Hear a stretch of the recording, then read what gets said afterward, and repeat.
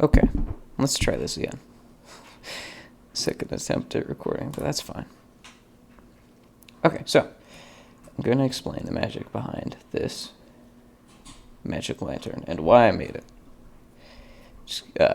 So let's get into why I made it. I've been playing a game on my laptop. I actually make everything on my channel on a laptop. It's not very strong, and I can't exactly play AAA games on it. So I play indie stuff or things that are, a little more simple and nice. Usually things are free because I am not made of money, and my talents here are not being used to garner me any cash. Haven't yet made anything of myself really with like a YouTuber Patreon or whatever. But we're just gonna show this off. So the game's called Unchained.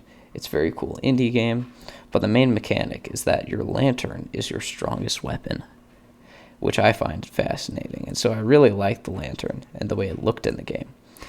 It had a pale liquid inside it, which was actually your light. If you ran out, it would be too dark for you to get around, which I think is amazing.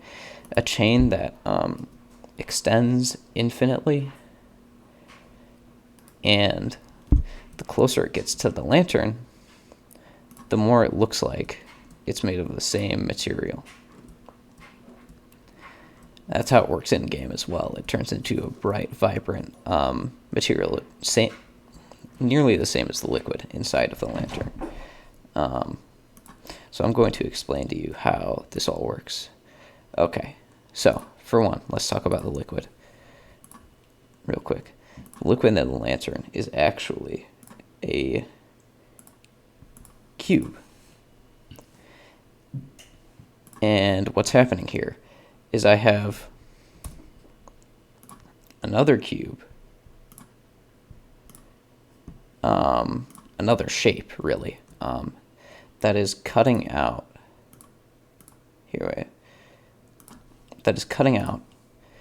this cube is saying basically everything within this bounding box except for the stuff inside of the lamp is cut out. You don't get to see it, and so that the result of that is what you see. And how it works is basically that cube there is tied to the lamp's movement, but not the lamp's rotation. So you get the effect of it staying level no matter if the lamp is upside down or otherwise. Pretty fantastic. So the next is the chain, which is just as interesting. For one, you have the material, right? Wherever I move this object, it's called an empty. It basically is a non-physical object that you can have anywhere. And what I can do is wherever I position it, the further away the chain is from it, the brighter it becomes. Just like how in the game, the further away the chain is from the lantern, the brighter it becomes. And then the chain's infinite, right? We talked about, I mentioned that. The chain is arrayed. Basically, this chain is actually copies of the first link that are rotated 90 degrees, just like an actual chain. Rotate 90 degrees. Now they can intersect without touching, right? They're arrayed. That's the effect. That's how I manage that. They're arrayed along a curve, this curve,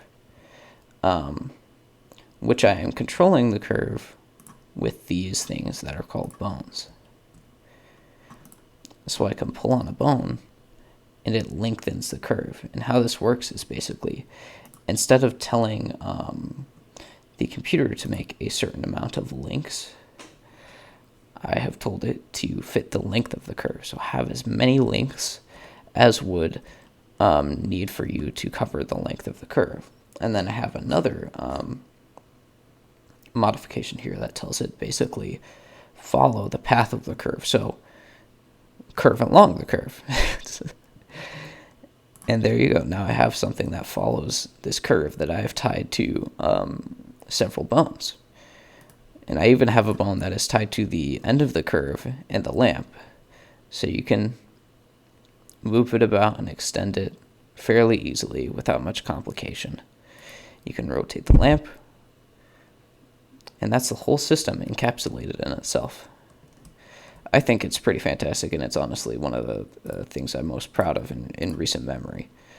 This was fairly technical and difficult to accomplish initially, but I managed to pull through all of the concepts that I was trying to get together.